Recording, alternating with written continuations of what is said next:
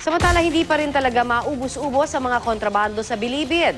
Sa ikawalong paggaluga doon, may mga nasabat na namang mga improvised na baril at mga ilegal na droga na ibinibenta raw ng 5,000 piso kada sa sachet. Ang mainit na balitang hatid ni Bam Alegre. Bumabagyo man, tuloy pa rin ang ikawalong Oplan Galugad ng Bureau of Corrections sa Maximum Security Compound ng National Bilibid Prison sa Muntinlupa. At tulad ng dati, may mga kontrabandong muling nasabat.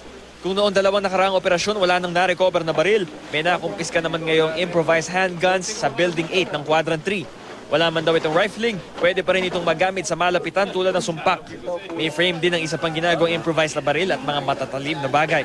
Nabisto rin ang 22 sachet ng hinihinalang shabu sa isang wallet na nakatago sa isang drawer kung saan nilalagay ang mga bola ng bilyar. May siyam na aluminum foil din at iba pang drug paraphernalia.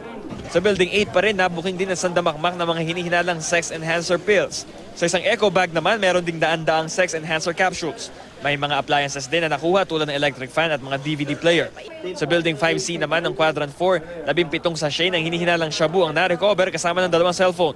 Ayon sa ilang source na ayaw magpakilala, 5,000 piso raw kada sachet ang presyo ng mga droga sa kulungan.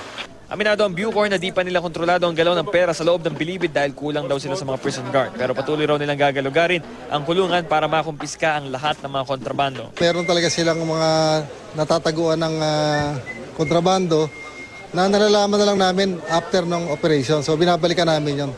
Ngayong malapit na ang Pasko, pahihintulutan naman daw ng Bureau of Corrections sa mga mahal sa buhay ng mga preso na dumalaw. Pero ayon sa mga otoridad, mas maghihigpit daw sila para hindi makapuslit ang mga karagdagang kontrabando dito sa loob ng kulungan. Bam Alegre, GMA News.